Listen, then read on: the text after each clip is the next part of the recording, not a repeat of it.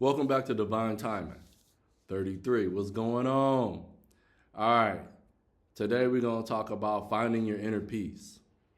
Finding your inner peace amidst the chaos of the hamster wheel of life. All right. Needing to make ends meet. You got family. You want to please. You want to please yourself. Everybody wants to be in their comfort zone, but then there's a certain amount of energy that is required, all right, in order to allow things to flow through the day, to get things done so that we can move through life. Our children, all right, our children are a big one, all right, and so, it's all going to be about finding the inner peace, all right. What is inner peace, all right? A lot of folks are like, oh, a lot of shit, inner peace, what? It's crazy out here. It is. It is crazy out here. And I can be one to attest to how crazy it is between family, between friends, all right? Your children, the ups and downs of life, all right? And then dealing with ourselves, right? Where's the inner peace? Where is it? Well, after you ground, we can start there, putting your feet on the earth, all right? Then there is sitting in your inner peace. So what is inner peace? Okay? Just trying to get comfortable. Today we out here in the daddy shack. So y'all see all this stuff behind me? It's my daddy shack. It's my my spot where I chill. I come out here and I chill. This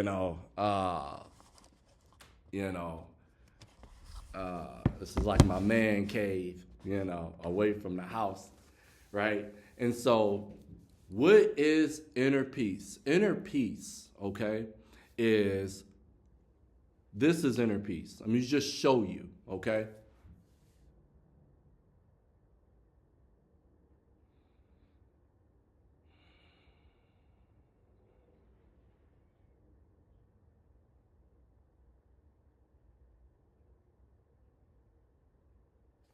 Did you see that? Did you see that? Inner peace is with you in the present in every moment that you are awake.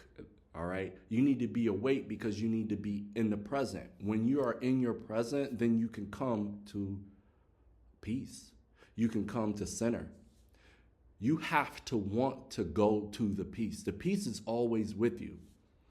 A lot of folks say, well, I can't just calm my mind down. You have to practice it, but it's there. When you are not caught up in the drama, when you're not upset, and when you come back to yourself and just be, that is the inner peace. Okay? So when you place yourself in a state where you're just breathing, then you are embodying inner peace. Okay? We need to understand, all right? You can do this with a bath. You can do this outside on the ground, all right? I've already explained that is like a charge for your body, right? So not only are you releasing the stress into the ground, you're centering yourself and just being. If you try that for 2, 3, 4 minutes, 5 minutes, and longer, of course, then you will see that you are starting to make a space, something that becomes more familiar to you. So when you come back to it, it won't be so hard every single time if you practice it. And when you practice this, then you will get rejuvenated, okay? You will start to get a sense of vitality, all right? So then that because you're centered, the outside of the world doesn't necessarily, you'll see that it can't get in. And so now you're able to heal, gain a common clarity. All right.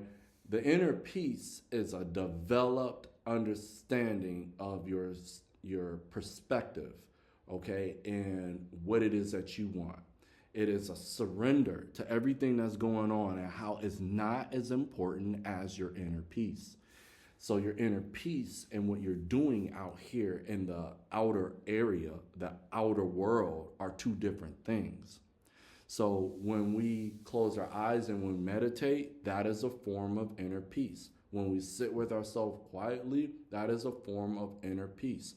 You must create a capacity. Every single time you sit with yourself, it gets bigger and bigger and bigger and bigger until you want to do it. You're like, I need to get my space in. All right, because then I get grounded. Okay, then I feel reinvigorated. Okay, and also, all right, a caveat. Okay, to training your spirit while you're sitting in peace, a form of meditation that can help with the inner peace that we speak of, all right, is closing your eyes, all right, and imagining yourself sitting in the ethers, imagining the stars, okay, imagining different galaxies.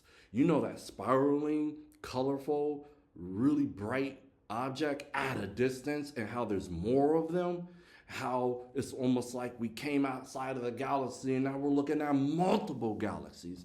Not only that, we're looking at clusters of energies that are beautiful, like on a NASA camera, okay, some type of space telescope. All right, it gets pretty beautiful. Close your eyes and think of that. The truth is that what we do in the dark comes to light.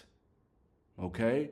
When you close your eyes and imagine that you are out in the ethers and you're breathing, and you're telling yourself, breathe through your stomach now, and you're telling yourself, I'm recharging. That's what you're doing because you're magic. Our ancestors, all right, taught us and taught me, God taught me that what I did in the dark was where the magic was. Okay? So this is what happens when you learn to create your own peace. What I just expressed to you is the depth of creating your own peace. All the way from can't sit quietly to 2 to 3 minutes to 5 minutes to creating capacity that you yearn to make sure that you follow suit with, all right, to a more advanced meditation that corresponds with reality in a truthful standpoint. And so when you've practiced this, guess what? You feel rejuvenated the next day. You feel rejuvenated when you're done. You feel full of light. If you close your eyes and you imagine that you are in the ethers, charging yourself, breathing through your stomach, through your abdomen,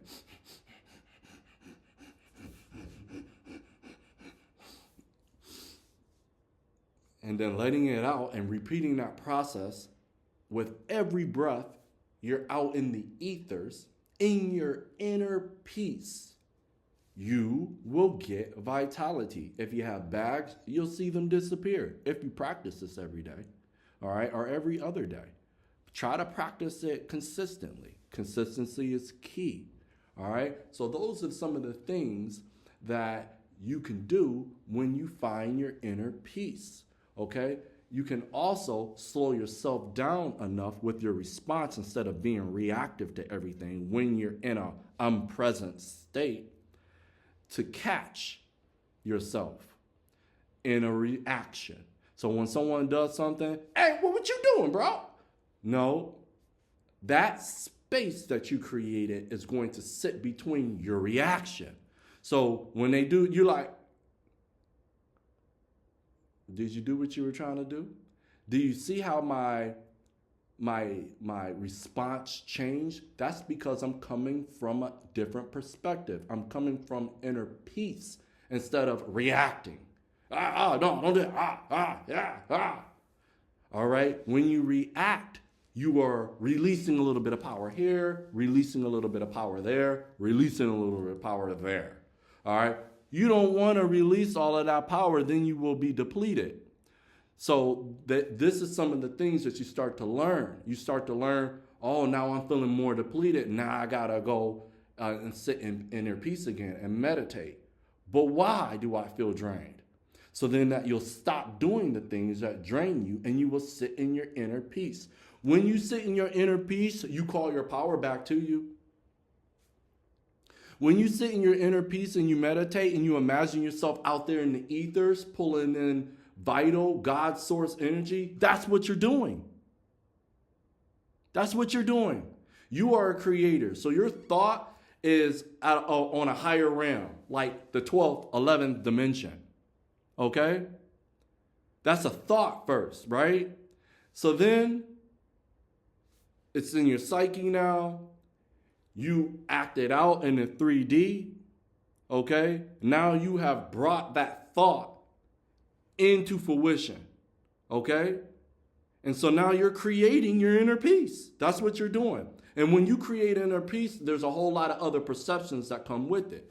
When you create inner peace, you sit at a higher frequency. There's information in the frequencies. Okay? So when you're sitting at a higher frequency constantly, there's information that you will download. Every thought is a download, whether someone's projecting it to you hatefully or unintentionally, it's all a download. You only understand this when you cut off the downloads. You only understand the outside world when you learn to understand the inside world. So when you bring inner peace to yourself, then you will see how to gain inner peace outside. Okay? These are some of the things that you learn when you practice and find your inner peace. This is totally up to you. All right?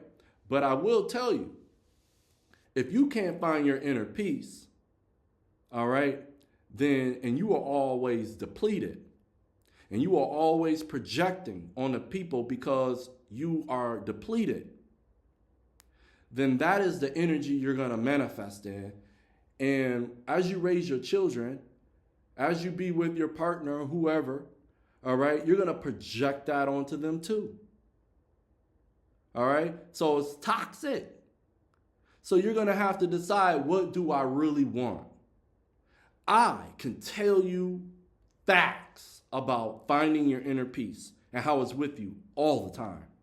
All right? There are people who are in hospital beds with cancer dying, and they choose to be happy about it. Some folks choose to be mad. Some folks choose to be happy about it because they have come to terms with inner peace. That they can say, I wish I would have paid more attention, or I wish I would have not reacted because that wasn't so serious. They are not reacting to the fact that they have cancer.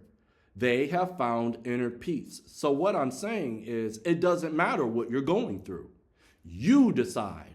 If you decide to just be down and I don't care, chances are those thoughts that you're outputting are projections, pain and anger that needs to be healed, because the soul doesn't care about all of that. The soul wants inner peace. All right? So that's the message for today. Until then, until the next time, this is Dion from Divine Timing 33. All right? I'm sending you love. I'm sending you light. And Ashe.